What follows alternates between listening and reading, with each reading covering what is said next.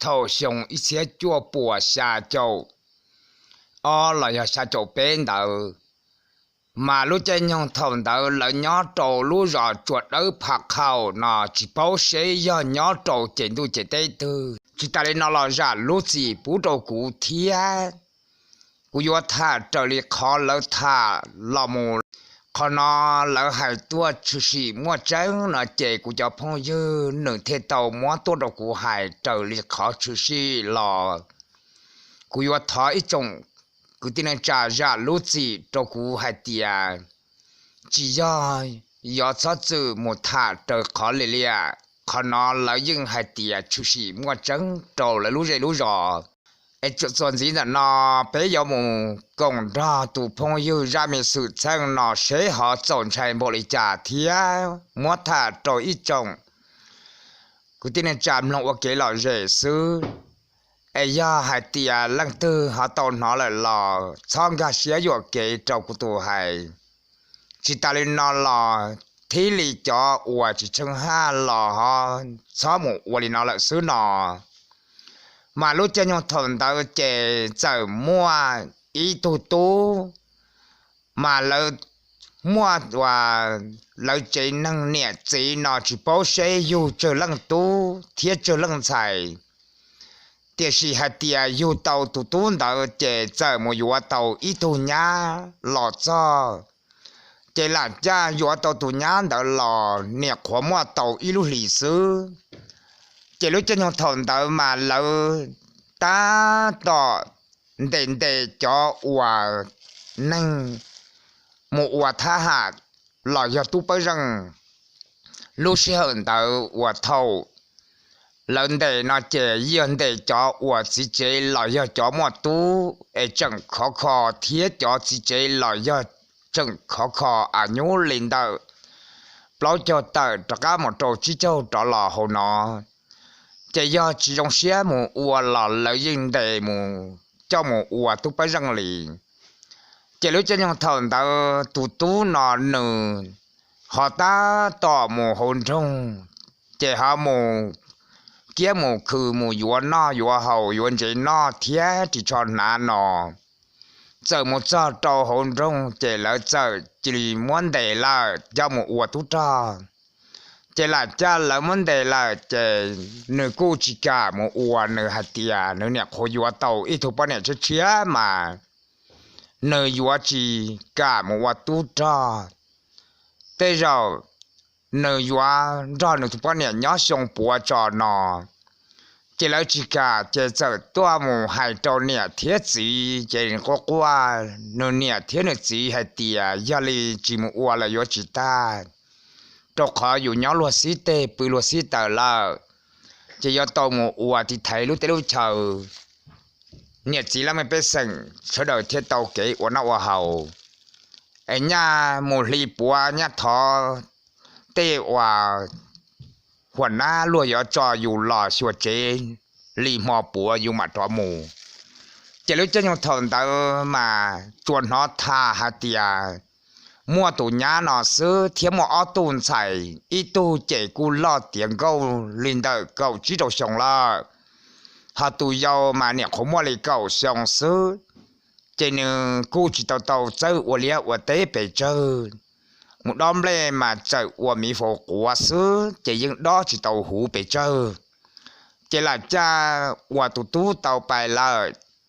chạy chúa tù bao nhiêu thiên cho nè bao thiết gì nhỏ là một trâu ở tù mùa nhỏ chạy nè thiết chỉ là cu hồ chúa tao xía thiết chạy nè thiết chỉ cu mù ua chỉ tàu chạy cu chia tù nhá cho ở tù chạy mù ua là tù dâu chạy dân chỉ tàu dâu ở tế chạy là chạy dù tàu ít tù chỉ ấu我老找都是欧的嘛，要是欧城，但是要就是欧错找，都欧的了，故事上天，这了我的了故我这个老师，但是了我的那嘛都欧的这配木肉被了红的，领导一路我这的，哎啥被里欧我肉的到我吃到碰海点肉里领的到的。chỉ nên phải giàu sát bể tiền chia tua trâu là ua tế đỏ tròn đỡ tụ ấu chỉ tụ ấu họ trả đồ bể to họ một giàu bể to chia trâu lão xứ chỉ là cha và tụ ấu nó phải là phải cho ua là lúa một ua tế ta tỏ tỷ sông là do yếu lúa tỷ sông đỡ chỉ lúc trên những thằng đỡ chỉ tứ bóng trâu sông thì ở và tất cả do lúc chơi và đom lên đó là chỉ lúc xưa hơn đó tụ nhà là dạy tụ tu để là thiết trên xe tụ nhà cũng dần dò tụ tu thiết chỉ ta lên nó là nửa mua chỉ cả là chỉ nửa giờ mình chỉ xã đăng lúa thiết chỉ lúc trên những đó chỉ mua chỉ năng là do mua thiết trên xe cho tu lúa một vật cho là do hai tiền cho họ vật ta to do khó một vật tu cho ta là chỉ chúa cho lâu là xứ chỉ nếu do chẳng xe một thả lử tù là do mua lử tù san rổ do bỏ chỉ thổ nói do tàu bỏ công bỏ bề thiết luôn do chỉ vật nữa chỉ nếu thiết tàu xã hai tiền do li trên xe do tàu mua xe trâu tụ chỉ ấu nợ tiền xin tao lại đại tế là uốn nợ mà sát tỷ là lúc nhau cứ hà trâu sát tỷ chỉ để kể lì ít để nhau tế ta chỉ uốn lúc nhau cứ hà to chợ chè chợ mua ít tuần đồng lo chợ luôn lên hết tràn đó vào là tụ cứ để trâu sát tỷ chè sát tỷ mà chợ mua ở tu nhiệt chỉ lầu uốn tế trâu sát tỷ thiê bự trâu lúc chè sát tỷ chia tua một trâu tỷ đại tế nọ chỉ là cha uốn xong đỡ xong câu thầu uốn tụ tu nọ uốn nụ tụ bao nhiêu đỡ mà tứ uốn do lên đỡ uốn ra xong uốn lúc chơi thầu uốn là làm lên đỡ là chỉ là cha uốn thầu đỡ là một chỉ tứ xong tọ cá nọ tứ trả cá cho chơi luôn tế để chọn lên đom lên thôi tọ đỡ chỉ là chờ mua tế chờ lì hành đỡ chỉ thầu và lúc xưa xong tọ cá tua mù nó phải cho chỉ tù mùa lo và tiếng câu tròn đỡ họ mù yếu chỉ lại cho mù yếu chỉ tòn đây là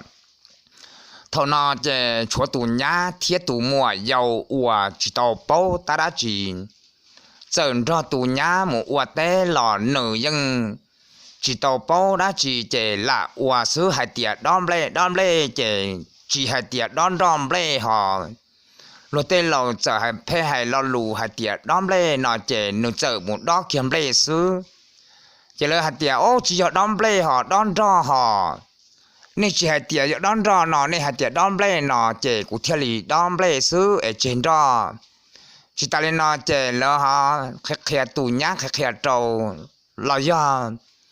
nên nó tù mùa giàu đầu thiết lý mà li họ bảo hai tiệt cho nó yom lê chỉ cho đó ta chỉ đón đó chỉ đó của mình phụ của sứ đó in ra chỉ in ra em mình chỉ trả tua chỉ tua in ra chỉ dân chúa bể vợ lì để chỉ thầu nó xã ua nó chỉ xã ua chỉ nửa một ua nửa xin thiết nửa nhỏ nửa li là chỉ lúc chơi nhung thần tới tù nhá giờ hai tiệm ba tù mùa nó tua lò như chỉ bảo là chỉ thiết chỉ ta lên nó là tù chỉ lần đấy là chèn do tù chỉ thiết chỉ ta lên nó là mòn tu lò chỉ tàu lúc chờ sọ là chèn chia tù ô màn gì vừa dùng xe thiết vừa muốn ra tù ô và năng lò do đánh tù ô để đầu cho mình cái và do chỉ năng xong bùa xe tụ chỉ bùa lò nhà yếu chỉ muốn hàng bao trên nó giờ xa tàu lúc chú gì trở lên nó chỉ ô tô và mỏ nhà giờ mua tế tàu mua ô nu là giờ bên nu đỡ một trò cá trên nu thì bên đỡ tụ nhà giờ lò mù hai trâu nè bò nè nó và cú hai trâu có bò nè giờ mù lò tụ mùa chẳng giàu chỉ tao bảo đã chỉ để mù qua tế lò nụ chuột giàu qua cú lúa sư chỉ là mù là lò thiết tế lò cú đấy chỉ ta lên nó lò nụ mù lò nụ gì chỉ tao qua tế thiết chế chia nửa nhỏ cho ai nửa cho nẻo thu lầu nhỏ ai bỏ thế dân cái thứ họ bự sáng nhau tí chỉ để thế chế chia của cho tụi chị ô nọ của của lúa một bự tỏ tế li óm mò cho mà họ lò mà cho tụi ô cho cả lò chế thằng nó lăng nhẹ bỏ lò của xã hay tiền nhà tụi nhà có chỉ mua lúa xe và có cứ lúa xe phê có một đằng tụi ô xã hay tiền nhà có một trâu kiến dân rằng chế lăng nhẹ bỏ hay tiền mấy nhá có ý lăng sư chế cả lẻ có một bự chế chia tụi mua con dần tàu cho có một thiết lý tàu lúa nó chợ chỉ chợ tế lò tây thầu nương qua lọ kia nương ua chợ ua li mi hồ qua lọ ua nút bùa sứ nhà nương chợ là chỉ ta lên nó lọ thầu nương qua nương cho có ua nương găng lọ cả lìa chúa nương ua có khu ấy có tàu lúa sứ nó chế tụ nhá chợ chỉ cả ua tụ nhá hai tia ua lên đó lọ nhua thiết chế chế tụ mua nương nhá nương cho tụ mua hắn cho lăng nhẹ bo bố cái bún bùa rõ rễ tuổi trò lúc sơn đó mà chẳng rõ rễ tuổi trò xứ chế tụi nhá hai tia chín trai cụ tư cho tụi chị ô của lúa thế chỉ ta lên nó lò bỏ thế dân cỡ tứ bự sáng nhau tí rề rề đó xứ thế số phò của chị đây tua chế tua sát tí nó tua gì tụi cậu thế tụi các cụ chế cậu chị đây tua chế ta tạo cho trâu nó cụ chị đây phải chơi chế tổ qua tụi nhá lò một hai lên nó chế lắc nhẹ po hai tia do li có bỏ tàu lúa do chỉ tàu lúa chế cá lìa cho tụi mình xài này mà một trò cá nó tương rằng lò họ sò không có lò mà họ một ua chế tụi nhá hai tia qua lên tàu lò chỉ cho ta li thiết chế cũng một bự li óm mò xứ nhà giờ chỉ một đã chỉ thiết ai cũng đi áo nhau nó có chủ sư thằng đó chế lăng nhẹ bỏ cố xã hạt tiền chế tụ nhá châu xã thiên chế lú tụ mùa thiên nhẹ bỏ chỉ cho chế tụ nhá cố hạt tiền này lò lợi thiên này nhỏ hồ chế rõ chế ai chế tụ mùa nhỏ tụ mùa hắn đó này ai đây bố cái bún bùa rõ rễ tuổi trò muốn tao tế lò chỉ bỏ ra chỉ chế của mùng ua sư chế nhà bỏ cú xã thiết chỉ giờ cú xã hạt tiền do li hành đó chế nhà bỏ thiết chỉ giờ cái cú hạt tiền do lên đó mình nhá do có hạt tiền tàu lúa thiết nó chế có một là một ta chỉ sáu một để cơ lò mò xứ có cả lò chỉ ta lên đó lò giờ thiết bỏ cái cú bự trâu sát tí thiết chế nhà có chuyện chạy do trộn đun gì có do tàu lúa nó lò có một trò ở tu quan niệm bỏ thiết chỉ dân cái bự trâu sát tí ấy sơn gió có mà lọ chạy tí nó ở tế có trộn tu chè mua chơi bự tí mà không nằm mò tí ấy cái này ít lần chỉ tàu lúa chè tí nó họ sắp bự lò nên nó bự tí nó là dân tàu thì chỉ trộn tu chè chỉ chuột tàu lúa ấy do có dân hai tiệt tàu lúa tiệt ta chỉ trộn tu chỉ chờ li lúc xe sản tu ngày là luôn hô mặn tu đã cái tu nhá chờ hai tia uli là uli in chỉ cú chỉ tàu lúa cú mà mòn cho bỏ thế dân gỡ bự tì thì chỉ tu nhá mà luôn dâu chỉ hai lúc xe tu xả hai tia do cho chữ mù do đằng mua xe trâu tụ chỉ ôn đó là cái tu nhá chờ rong xe lòn ta thế liền ba kia tàu li bếp lâu nhiều nó có chủ thia thế ý nhau đầy bà lò do áo nhau đầy bà và cho nhau bà trắng ấy tên lầu phê hạt tiệp bà trắng bà nha sẽ lù bà trắng bà nha và sẽ lù ấy thứ nhiều đó chỉ lúc cho nhau thằng đó tụ nhá giờ dòng xe lò cho tụ ố một chỗ tọt tê là người ta chỉ muốn đó và tê ít nó trộn tu chỉ lúc xe người ta sợ do nội gì mua xe đặng tụ ố mòn đó là lò sợ do hạt tiền nó tọt cá mà lì đằng chỉ tụ nhá giờ và tua cho tua và tế chỉ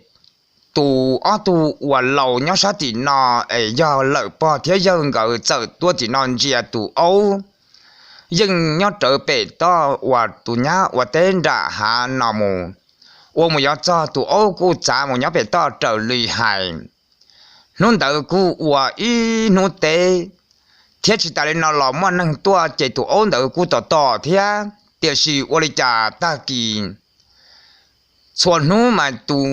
มัวเทียตูญาตัวเจอวเตเจยังปอดตาลินดาลินดาตกขวตัวที่นอนเจที่ตีเจเจที่ซื้อเจมอนดาอีมอตากีกันตูวริจาจีปอดตูญาตัวมัวเตละhọ chẳng bỏ lúa tờ phên chân cho ta sĩ trâu cho trả tờ của linh tờ bếp lối già của cho trả tờ luôn dây búa ế khổ khổ thiết chỉ ta lên nó là thứ trả tờ chỉ chiên chay chỉ trâu tờ là cho trả tờ nó phên cú phên lỡ chỉ phên cho bà chỉ nhập bỏ thiết chỉ dân có nhau sát tí ngân chia trả lúa tờ phên trần cho bà để sĩ trả chỉ bỏ lúc họ trong khí họ chỉ bỏ tù nhá tờ tua mù của tế lò do hai tia tua mông gà đê thía của tế lịch xua dầu ở tu vì nhỏ ở tu mỏ nhá tua của thía nú nụ tua chọn đó là chỉ sợ xa hai tia bá là mỏ trộn tu ấy tu nhá tu trộn nhỏ thía ấu tu tỏ thổ trộn tu kia là ấu tu tỏ ôi cha ta kỳ non chia tỏ là gì trộn tu nhá yếu chỉ tàu lúa một chế là ná chế thầu quan niệm bỏ hai lên tàu trâu tù dơ chế tù dơ hai tia do là nó có nè ấy do lấy cha tù nhá họ một chế ấy tứ trộn tu gì yếu chỉ một là do ta kỳ nó sơn gió chế cho tỏ chế họ mua mò lấy cha lấy tua cho tù nhá là do tua tỏ tù nhá là anh sẽ lấy chỉ kia xứ lậu lấy cha chế hôm đó ý nôn chế tỏ dân chỉ bỏ tù nhá tua một tế để gì và cháu ba tờ dân trần cho chú trợ nó đã in nó trộn tu là dân chỉ bỏ thiết chỉ họ tụ ô tỏ liền thầu trộn tu tua tỷ non chia và trả lúc chế bọn dây chẳng liếp lì tỷ lúc chế thiết chả họ chỉ nó nồng là do chỉ nó ô tỏ lý chả thiết chỉ ta lên đó là ở tu lầu thế hay tiền bá nó nọ tôi chỉ bỏ tụ nhá và tế thiết chỉ bỏ tụ ô tờ lờ thiết do hai tiền tụ nhá chẳng nhỏ nọn gì tụ ấu yếu tờ gì san rậu là do hai tiền chợ mua mò là tụ ấu yếu tờ gì san rậu chỉ ta lên nó là trộn tu tụ ấu yếu tờ li thiết rậu ở li chả chỉ tờ li thiết giờ lên tờ chỉ ta kỳ xe bỏ nó chỉ ta kỳ can tu lò ở tu lầu sợ lầu ở chạy thầu bỏ cái hú kia giờ chả thành bỏ chú trợ thiết chỉ bỏ tụ nhá tờ tua mồm gà đê lì xua dầu thiên ta chạy kia lò chỉ bỏ tụ nhá tô mỏ tế lì ra tỏ để sử dụng bỏ bắt đầu cho chú trợ trên hôm tờ thứ tua ta su ở tụ lầu nó chạy ta ở tụ lầu mỏ tế ta su lờ lò gì chỉ bỏ tụ nhá tô mỏ tế chả tế đời dân ua chỉ tàu ta chỉ chúa ua lì bao chỉ nô thiên ta tụ ấu lò dân chỉ bỏ tờ lì hành tờ lì chỉ ở tu lầu nó sợ hai tiền bá do tu nhá một chế lờ non gì luật tờ yếu chỉ bỏ lên nó thiết chỉ ta lên nó lò tế phá lên nó gì yếu chỉ muốn tế nô lên nó ná là do ô lê trà ấy cho trả tỏ chế mua mò lấy tua trở lờ lậu lê trà do sợ tua trở là lò gì yếu chỉ trâu tờ nà nằm mò trộn tu chẳng bỏ luật tờ chi lý lia nó nọ là chẳng bỏ cho chú trợ lý thiên chiết tỏ lý chỉ thằng đó tu nhập bỏ trợ hai trâu tu chỉ hai tia có gì có sự mà xua xe ở trả tu nhá mua mò lì trả lời nè ở trả họ chỉ bỏ tu nhá tu mua té chỉ ta lên nọ là họ chỉ bỏ tu ô tờ lý thiên ấy có sự mà sâu xe có gì ấy cua su nó cho có một sâu ấy có lò mà nó su nó chèn người còn đã lúc chơi nào trò hồ cá tê cũng chỉ đây tôi chỉ tàu chỉ nên giờ ít bỏ dây chỉ nên giờ sổ bỏ dây sớ chuyện đáp lời trò lỡ đầy sát thì nào là chỉ giờ chờ hoàng người kia trò hồ cá tê tàu kia giả trả là kia rồi sát thì dây kia trò bè cá chê thầu một sau đó bè là những chờ bỏ bắt đầu cho chú trợ tiền gì ra tỏ sư cái thầu nó chỉ giờ theo hai tiền bá lúc từ trong bị trở phên chân cho lên nó ấy giờ mua mò lẩu đi trả nè chỉ giờ theo lý tua tiền cầu tròn thờ lúc chị thầu tua trong tua trong tờ lúc chế là chế chỉ有thiên lý sông gì tờ lúc họ trong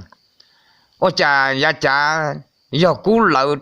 trâu hoặc cá cha lợi tới cú lợi một tàu lì ít mẹ để xin chuyện số lúc cha ô cha mua ở đây bà lòi do bé đây bà cho là khi chế cậu ít đây thấy bể hồn dùng ít đây thấy sáp hơn ra tí hỏi ít đây thấy sáp bó tí nọ chế thằng tao giờ phải nói ra lu lồng thiên họ tụ ô phải coi chứ họ tụ nhá phải ra nọ chế lúc trên thằng tao chỉ giờ giờ hù hạt tiền nhá chỉ giờ con mà có tư là xã hạt tiền chỉ có một chế là nọ ôi cha chẳng phải bỏ thôi tự nhiên cho tua chân thì tua sâu con nè ha con nhân ra em mà có tư chỉ muốn đại bác thái là chỉ có chỉ bỏ chỉ tê lên ta tụi nhá nhưng nó thì tụi nhá chỉ tê lên chỉ có hu chỉ tê chỉ có giờ khi cho trong các kia trò hỗ trợ thế là một cầu kia đại bác sai ô cha tụi ô thiên tụi nhá chỉ như đại bác sư chú của tụi nhá chờ mò chỉ nhưng ở luôn cầu lì lúc đi mò là do bên hông hay tiền lúc đi đây nữa họ tụi ô là tụi cô chỉ nhưng on cũng là tụi ô chỉ nhưng và mọi chuyện mọi do là chỉ tụi ô chỉ từ qua chỉ tàu thiết từ yếu tua tụi nhá là ra chỉ tàu là từ yếu tua liền lúc sau đó chỉ ở bọn thằng chỉ ở thế tiểu quá nhá我家个我打起哩喏个有起这里个有một đằng tụi ô li nọ li ô giờ li个我li nọ mà tu là tu有几个个了呢这个有起这里个有một số một đằng tụi ô li nọ有một bông dây một thuần dây chúa một lo li dây tụi nhá giờ đây thì nhiều lò dầu tọt ca hạt tiền giờ có lò chân được có lời chè ba lô rồi no chè của tôi đi chè tụi nhá hai lên đời chỉ giờ hai tiền ấy giờ ở đây cha có họ đừng tụi ấu tụi nhá chỉ tê đi chiều được cá hai tiền do lấy chăm do ấu đừng có là do có tháo sự tha tụi ấu nó là tụi nhá chỉ tê chạy tụi nhá chùa hai tiền ba lô ba do tôi thì tiền lô rồi no chè chỉ ba chạy tua đi lô tôi tàu ôm mò thia in nu ít ta su giờ lo ăn nu là chỉ thầu nọ tụi nhá chờ mò lò o hận tụi ô lò o hận cho cho xe chỉ tụ là xứ chỉ lúc sơn đó chỉ giờ chỉ lên đó ta chỉ tụi nhá dân chỉ mua chúa cả hoàn yok kia tàu tàu chỉ giờ liền tụi nhá ta thọ hạt tiền có chỉ giờ ba chỉ giờ hạt tiền của ba chỉ tàu có nữa tụi nhá nữa có suốt hồng liệt hồng lở chế trong lên nó cũng có trả ba tổ có cơ hai tiền một tàu chế một trời cho nên tàu chế ấy cho có cứ có một hồng màu lúc sau đó là chỉ một cái chế thiết chỉ một chế này nó chẳng ba nó chỉ có lấy tua tàu giò tua ấy tua cứ cho một hồng màu chế này một bỏ ba lái lở xứ do chỉ lái chỉ cơ tua xứ chỉ có hai lên đó chỉ có chỉ cuốn chế liền chỉ lúc sau đó chỉ tụi nhá chỉ long tề lò có chỉ có chú tụi nhá tề thiết thọ thì tiền nó chỉ có hạt tiền ba chỉ tàu nó nhá nó cú giờ cú hành gia được có hạt tiền do lười gia chỉ ba tàu tiền gì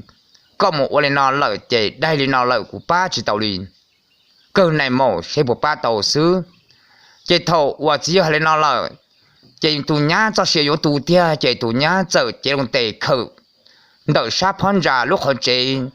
tụi nhá sợ ít nhau sợ là sợ chỉ tao chế thằng nó tụi nhá chỉ liền tất cả bông thàn vòng lò tất cả bạc sai tiền đó bông trâu sầu ra chỉ lúc sau đợi chế tụi nhá chế ra một nhông số chế tụi nhá chỉ liền ra dầu rù chế thằng đó chỉ用chia chế tụi nhá không muốn dẫn rù chế tụi nhá cho xe tụ thọ rồi luôn thầu nó cha chỉ nó tụi nhá rồng thia cha chịu qua ba là chế lúc tụi ô chế gì qua chú chữ họ tụi ô là như qua chỉ tàu đi là thia ô chế tan chia tại ra lòn chia chỉ tàu đi lúc chơi nhung đỡ chơi chỉ giờ tất cả tập lần đầu rong mùa hù chỉ giờ tụ bọn nè hai tia mấy thâu chơi tụ bọn nè chờ té hai tia đã chi này có gì tua thì nó sẽ ấy tua đã chi thì có nè có gì tua đã chi lò cả chi tua thì nó kia ta chỉ nó nữa ấy giờ lấy cha họ giờ có tua thì có ấy nhá mò là lấy cha cả chi tua thì nó cho chó thật thà lù tua thì nó mà thà có xã bao chế tua thì nó thằng đó chế nè bao giờ xã hai tiền chế do tụi nhá mò nhà hàng là chế nè bao cô tồn chạy thế chế nè bao thế liền cho phù hồ lử chế nè bao giờ người chẳng trong bể cá chế lọt trong đại gia trà tàu trà lò mù câu tới chỉ muốn cho tàu trà vừa lùa bông cá trà là kia đồ sát thì nó nè bao màn dây kia trong bể cá chế lúc sớm tới chế chỉ giờ tứ tự đồ sát đồ nó chế nè bao thế này tiền gầu nè bao thế hai tiền ở trà này có gì thì nhá mò thì trà có gió cỏ củ lò chỉ giờ thế hai tiền có xã bố chế một xùa là mà có nè là giờ mới thấu trên này bao thế hai tiền dẫu lên cha có phải chỉ bía đâu cũ mà cũ bía chỉ tao có một số có thể bao xứ chỉ lúc sẽ cho nhau thằng đó nè bao整cái lồng to hồ chế nè bao thế này mà là nhau bà sinh kia cầu lò ô xin chia chỉ thằng đó trả tu liêu vào sổ lúa cha chỉ lúc sẽ thằng đó chỉ tụ ô tụ hoàn thành chế ở lại tụ nhá chế những tua lợi chúng mà xe lợi chỉ giờ tụ bỏ cho xe thế tụ xứ họ tụ nẹp bỏ thế chỉ bỏ cho tụ ô chế tụ ô tứ yếu tua tụ ô chế tứ ít chuột nhau lợi xứ chế lúc trên thằng đó nẹp bỏ thế liền chế tên rừng hạt tiền nhá ôi chả có yếu chỉ chia có yếu một đằng tụ ô liền nó ô tỏ hạt tiền chỉ bỏ tờ ly ấy giờ một chế là do lấy trả là do mò và trả có do chỉ chết thua phụ ở lối lý rồi lấy có chế tua trong đua luôn chúng nên từ ba tàu chế chỉ thế hai tiền tua chỉ tua lợi là mà nè bao giờ chế một tề một số cái tụi nhá lo xé như chỉ thiệt li lận ta chỉ ta lên nó lọt khó mà tướng rằng đâu lìa thế tụi đây tụi tàu kia lì ít层tề trâu山rau họ lúc xưa đó trên chế tụi nhá chơi mò chỉ on gồng lạ luôn cổ lúc đi đề là đi mò họ tụi cô lò nhưng on run trần lì thiên đàn trốn tờ ô bao tụi lòn run trần lìn đà chả mà leo on tụi cô lòn chả leo hòn tụi nhá bao tay lòn chả leo thiên sĩ chú chế cho nhung tụi tờ kia cho nhung và tụi nhá chơi mò tụi tờ kia liền ở层地做山肉嚟安定到做山肉，这度伢睇嚟多领導這頭，我呢包多這呢包多冇乜度歐，主題呢哈，主題這度伢，đây度伢就到了這，是需要主度伢手機了都到中間咯，這度歐這裡阿轉jau這度歐多了貼咯，lúc xưa đó chỉ chụp pla liền đâu. Âu là tua nhá là tua chỉ chụp pla lấy là luôn chỉ lúc cho nhau thằng đó chỉ giờ sợ hai trâu nè po hai tiệc mới thâu giờ có gió nó chỉ cũng một tỏ gió cũng một trời cho tỏ gió thiên trời nó nè po thế chỉ giờ thế cho cái đi cho tua xua thế tua cứ một trái mới chỉ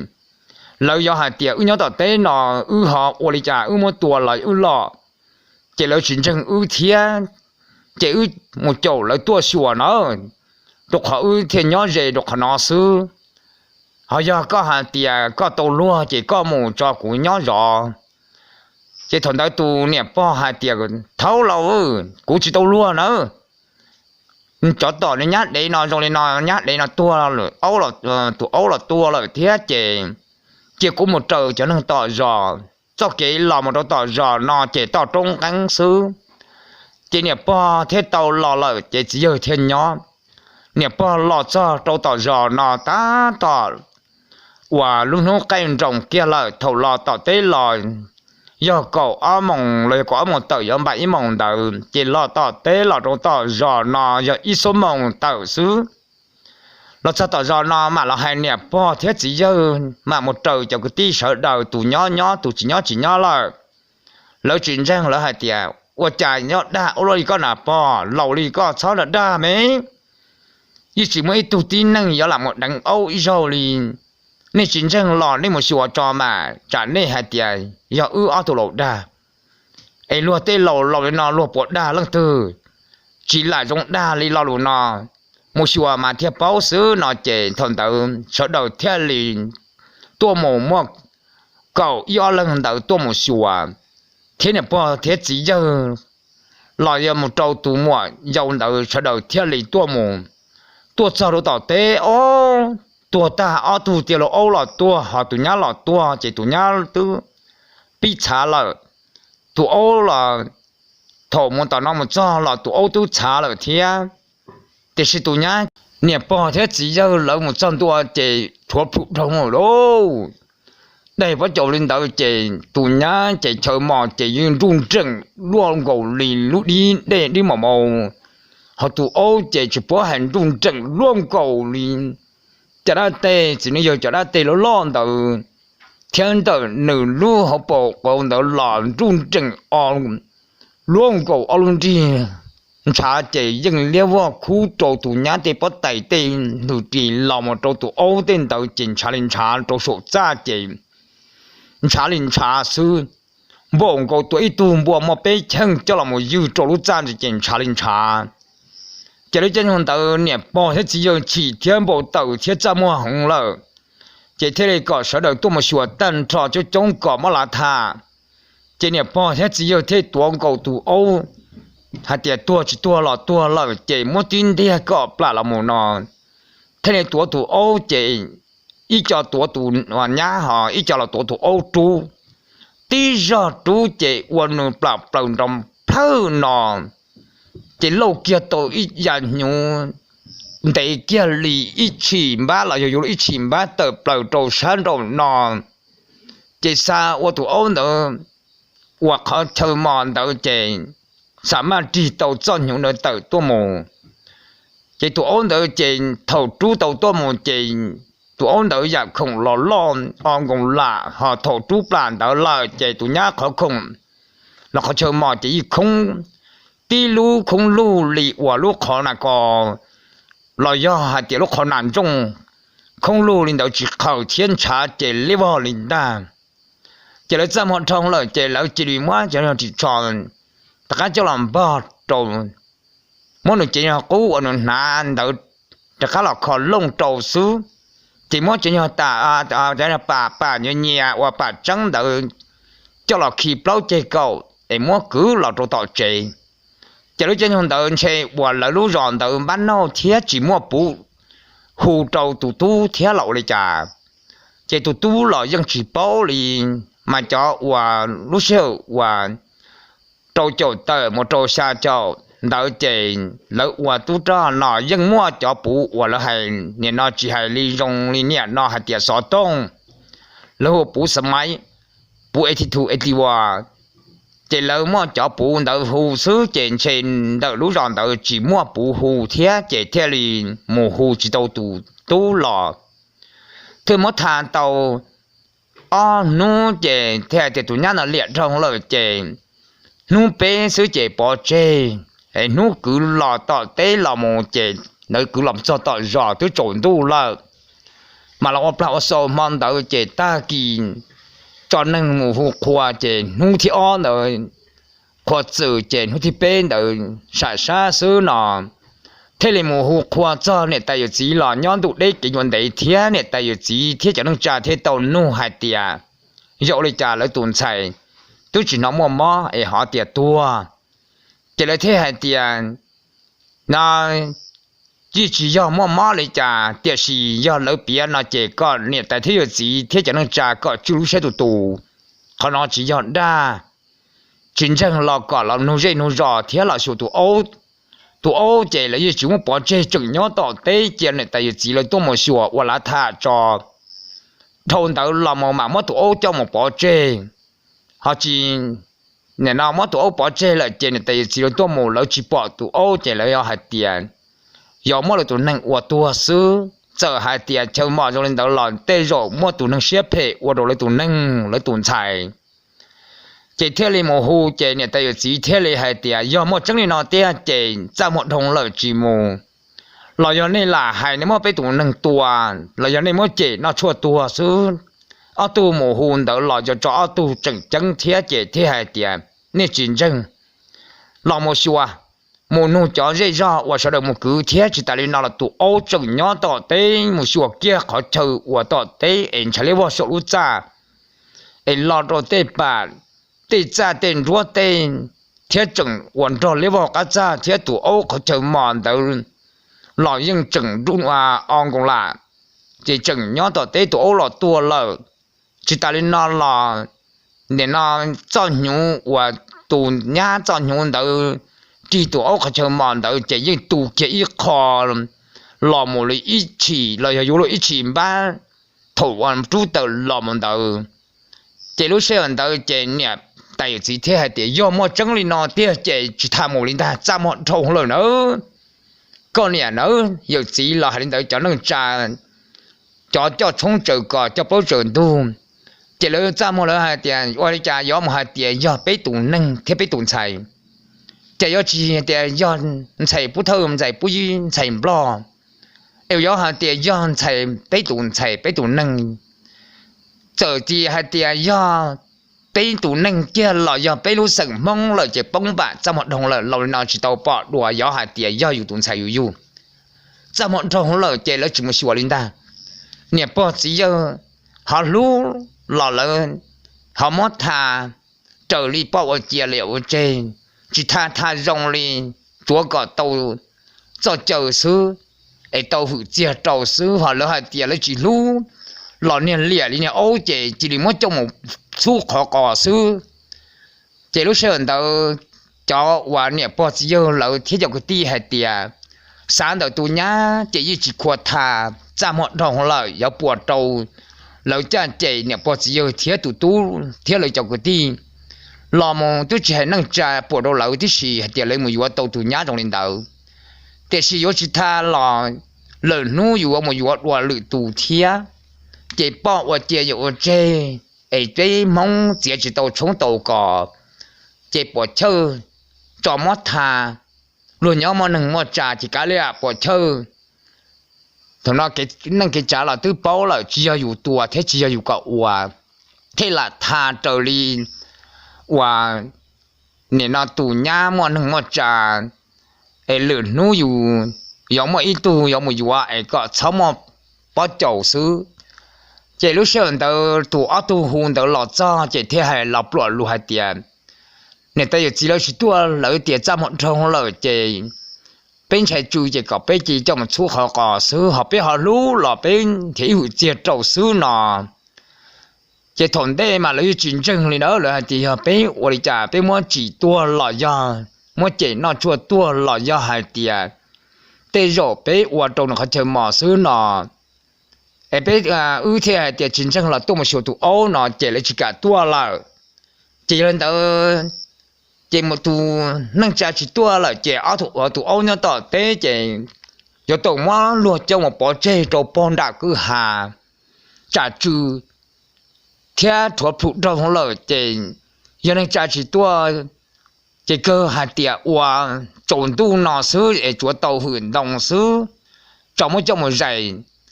trên đồng lò chỉ phun đồng rồng thế phun thì dân đồng bỏ đọt đi tê xứ trên năng cha chỉ tua lời chỉ mua bỏ trên luôn thì và giờ khoa trường tàu luôn tàu là chủ yếu tua tu nhiều chia nè nó mòn đầu tuổi tu nhiều bọn chân năng thiết ta kỳ tuổi tu chân năng trả tuổi và học khoa chỉ mua rau nó chỉ thế là tuổi xứ năng trả chỉ tuổi là chỉ mua tu nhá cho một phẩu chỉ sĩ thọ và tu nhá nè ta giờ chỉ tuổi em học khoa trường đầu cho lý tu bao thế tu họ lòng mình giá tỏ thơ chỉ tao tụi lò tụi nhớ tao chả cho tao khai tao bù chỉ tụi nhớ xia xia tụi đầu cú nhé bể bể hai tia tụi u li cha tụi chỉ li liếc cá li u li nọ chạy tụt thế nhau xe chạy tụt thế lò cho tiền tu rõ ở đây chàng tên ruộng đón đồng từ thì chỉ nó nhẹ lên nó nâng tu rõ rồi chạy tụt thế hai tiền bá lăng tư tụt thế lò tập lờ tròn đỡ giòn chia ở chả họ tụt lúc chạy tụt thế hai tiền chạy chạy do nữa nè thế là gì nữa thế là gì chạy đi lầu tàu lầu thế chạy bóng xuyên thả lên tàu ở đây chả lò tròn tuần để nó khó trông chạy cho cái nâng cái trả thế hai rồi hai tiền ô ô chả chỗ đi có bố có lò lắc từ hai tuột kia có họ lò chạy đi thế hai tiền chỉ mới nâng hai củ nhau xe của lò củ sứ ấy do lên tàu từ từ do con này bao nhiêu ta ấy do lấy chàn chạy tụt chỉ nông ta chạy tụt chỉ lên chắc khá mồm chỉ lên mồm qua luôn qua liền hai tiền ô chàn nhiều khó vô tàu chết chia ấy chỉ bảyวันtrò lợ tụi nhá họ chỉ tua ấy do máu lấy chàn chạy tụt qua đa kiên rồi đợi tụi nhá nó xuống đây là lúc đó niệm bỏ thế là một tụt kia đầu thì ra khoản niệm bỏ thế cho tụt muốn chỉ kia tụt bán chơi hết tiền có tụi nhá nó chia đi trả thế kia cho giả đầu tụt chạy tụt sợ rồi của mua tạ sĩ chạy lúc trên trong thôn tụt đã su lên hút tụt cái tụt bảy lì áo mỏng là chạy tụt theo lên thòng cổ tráp họ cứ ít ra và anh có trâu lò chạy tụt theo lên tất cả thòng cổ năm bao ấy chạy thôn tao cái tiếng trả sợ đời hai tiền có sáu mù lò chỉ lò là chạy món thì bao nhiêu trong một giải trò ấy nó uốn nè nó chỉ luôn mà bùa trò nó tụt hai tiền bông bạc trong hoạt động lời chỉ tàu bỏ đuôi tôi bao nhiêu trong này nó chạy gió mùi gió tàu gió kỹ nó bao nhiêu lẻ đi nó lúc tới lúc chờ luôn cho hai tụt chỉ dòng hai tiền ôi chả tụt mùi gió tôi thì bao nhiêu đằng đấy ấy đây bao ấy thế tua lên tàu tụi âu là tua thì bao nhiêu là tua uốn nhũ tàu ấy tuôn trò lên tàu ra một trò là chạy tụt chỉ lò đi là chỉ ta lên nó lò do cọ tụt trả cá lò chỉ còn nè thiết gì kia lúc ròn tàu mù nhót trâu lược khó đấy cọ chỉ mình bao tụt lúc cái hạt tiền dúa tụi nó bao nè đằng âu ấy đây cho bao chỗ anh trả lấy vào tuôn tàu mà tụt thiết trả cá lò họ chỉ lên tàu chạy tụt có một tọt sáng cho chạy có chỉ lò lợ tao không ra từ chi từ họ mua bao nè từ nửa nhẹ lò nửa mùi dúa chạy nửa mù nên nó nhó nửa trâu nửa năng nửa trả lại là chạy tụt thâu plern tờ lúc chạy mù lì ít lúc có chạy tòn đây sử dụng tua tan thọ ít ra phò bé châu lú mà dựng có trâu tan thọ lại chạy chạy tụt chỉ nhó tụt bảy trọ cá thâu sườn tờ là chạy lại theo lì chạy tụt thâu plern ít bé sử lại chỉ mới cứ tụt nhá trong một phẩu nữa là cho một phẩu ta chạy năng trả lò bông bạc ra mua họ tụt thiên niệm phật chỉ giờ lò ra mua chạy tụt lại tụt xuyên thọ nhưng chỉ lò liền ta chạy thằng đó niệm phật chỉ giờ hai bé sao hai tiền có tụt lò anh niệm phật chỉ giờ nhân do theo họ lòอยู่nhá anh niệm phật chỉ giờ lò là chạy làอยู่tụt nhá lò tụt hai tiền giờ có lò chạy niệm phật chỉ giờ cái chi kia mình nhớ là lúc đó chia sứ mà theo lò nó ôi chạy niệm phật chỉ giờ theo tàu kia mình nhớ rồi lúc đó khó đấy là chạy tụt thêm mà cho cá lò một trò cứ ở tụt lò thiên tỏ cá nọ tụt mà lấy lò một vụ đuổi tụt bao nhiêu chia chỉ ra sự sao nọ mất thả lò cho trên nọ nó trồng phong dư mình nhưng mà thì tia thì giờ cũng thả lên nọ chạy cho và tí năng thầu u nhót trổ lúc giờ và chuột đâu thia phạc khảo đâu là chạy lấy chủ bao ra sát sư hộ nọ nhưng nó thông tế thông chờ rõ bổng cầu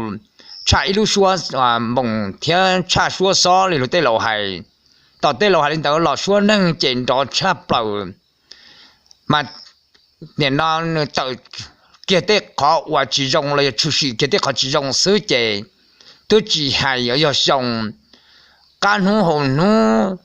tôi chỉ tồn tại lì chế tôi thông bậc cán tục khứ là chế cho tin năng chế non chăn thì cho có chờ nó chế lúc trên nhau thôn tới chế ra mua thì tia linh ta chỉ tao bỏ đuổi rau năng trả lọ ra mua họ nè bỏ chỉ giờ làm trong tụt thiệt tụt trồng cứ tin là cha trồng cứ trồng tin lọ bỏ năng cha mua hai tiền, ở đây cha giống nhưว่า tôi tụi nhá, ấy giờ liệt ta mình từ, ấy giờ chỉ là một đằng Âu, ấy chỉ giờ tụi nhá nhân cho tụi tu, lò chừng cho tụi tú bỏ đi trả lò gió chủ hay có tụi tú lò xứ ấy giống một cho tụi ô một đằng điện tàu chèn chèn tu bà chèn tu thì mất tụi là do ô nó mà nửa lúc bao mà lo hàng đó thổ và ô chỉ tàu và chó màu chèn cu chỉ lo ta chỉ thổ chó màu kia là mà lo và luôn cổ chỗ đó tấn lò chỗ lo do thì lúc bao kể chỉ luôn gì nữa thì thế tàu đây tàu li hay thế chỉ tàu li hay chỉ lúc cho nhau thôn tàu tọt cá nọ và bóng trổ xa chỗ chi để lúc chi hình tu lúc tới lúc chờ dụ nhận đó là chỉ sau đó tàu ở sáu ở xua là chỉ bao xe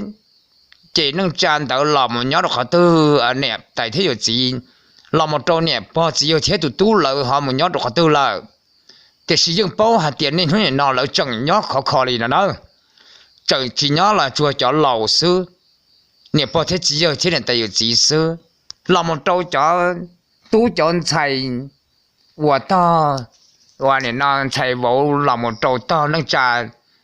ai cho lùa chạy nên nó nói chừng nhó lên ta thì cũng thế chỉ to thế chỉ mua hàng bề nữa to vô là có chỉ hàng bề to xài là cũng thế chỉ hàng bề thế thật trở đi cái chủ sĩ xứ thì sĩ tụ phong dư và nửa mót tu là của hải chế nếu như hàng bề tí sĩ to tú to xài là dân hàng bề họ to chuẩn tú là hàng bề to chuẩn xài là dân hàng bề ta sĩ cũng thọ ra gì cũng có chỉ hải ấy quý trọng mấy phong dư thông bờ đã lo buồn nó tham gia sử dụng cái trâu cũ hay tiệt do chỉ hàng bề chế do cũng đa số nó thì sĩ với thủ tín năng mà chỉ mỗi cái gì là chỉ mỗi thủ tín năng yếu là thả tàu ý rau lì mua trăng thiệt thả tàu lọ sợ mua thả tàu thầu ra lọ ở trên năng lọ ở chỗ ở sừng năng nó tàu nó là lọ giả lúc chỉ bù đồ cụ thiệt đồ khó hạt tiệt mua lọ chủ yếu mua trồng tồn tại đạo sư chỉ do nhẹ do gì là cho nhá cho nổ thiết chỉ do tụ gì là chỉ do trồng cứ đi tụ tự qua tụ đâu chỉ chèn cái thứ tụ âu thiết tụ nâng là tụ nhá được thứ tua lợi chỉ ta lợi chỉ bớt thả đồ sau đầu mình ok là dễ thiết ok chẳng pha có sau thì nó là xứ nó em mất thả là